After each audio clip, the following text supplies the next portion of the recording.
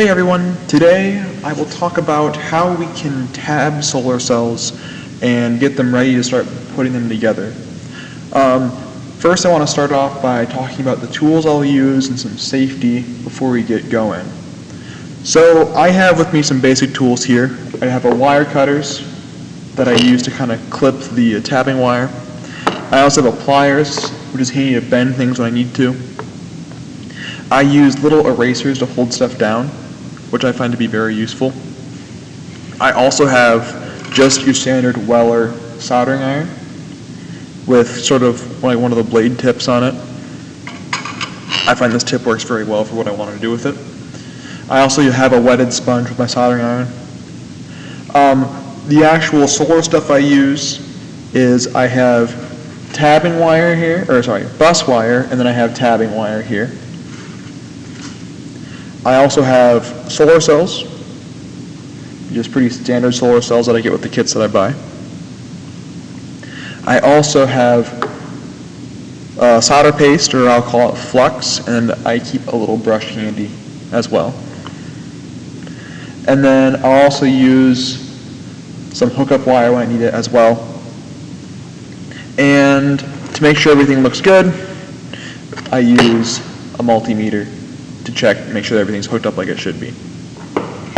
So, when I'm working with this kind of stuff, one of the most important things is safety. Particularly when we're working on a hot soldering iron, it's really, really easy to burn yourself or to burn something else. So my soldering iron that I buy and I use in my lab space has like a holder that comes with it. So I always deposit the soldering iron back into the holder so it doesn't burn anything on the table or burn me when I go to grab it.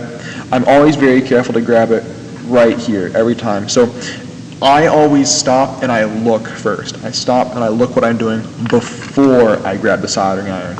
That way I don't kind of reach for it like a pen and I grab the barrel, because I've done that a time or two and boy does that burn. So our goal today is to take a solar cell and to put a tab on it, or tab the solar cell. So let's get into it. I'm going to grab myself a solar cell here, and I'm going to grab a length of tabbing wire. Now I want the tabbing wire to be kind of twice as long as the solar cell itself. So we'll go about that long. I'll snip it with my wire cutters here.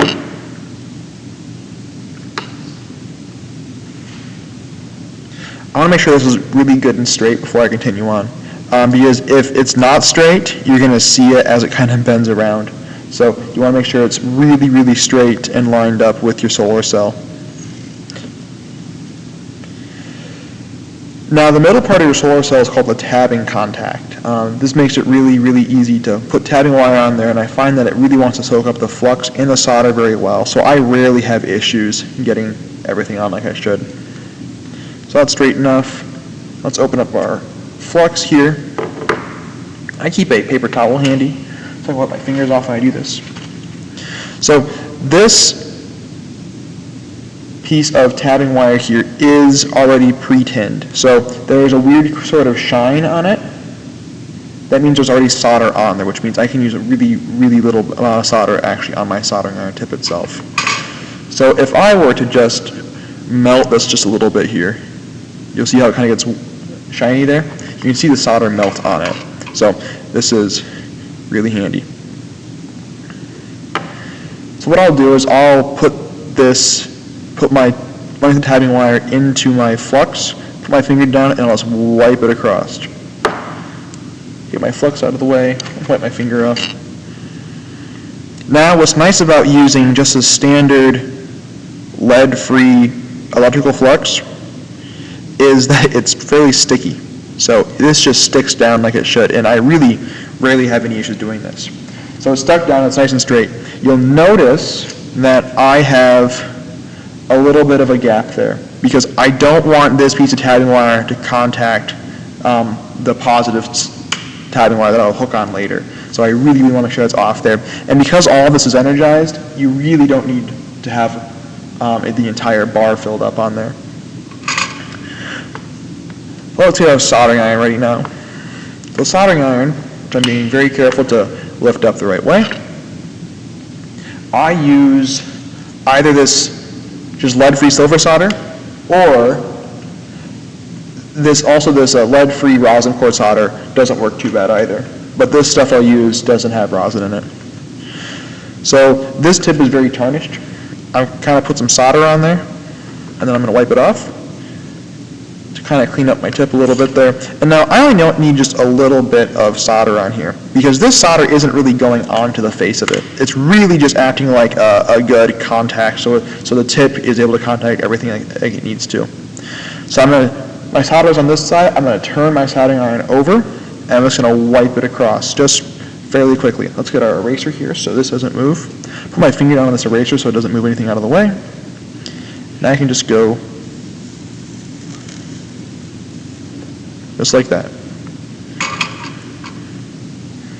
And it's a fairly quick movement because you want to make sure this tarnish here, let's get a better pointer, this tarnish doesn't get too far out of hand. So I go fairly quick on there, and that tarnish will be helped with less flux as well.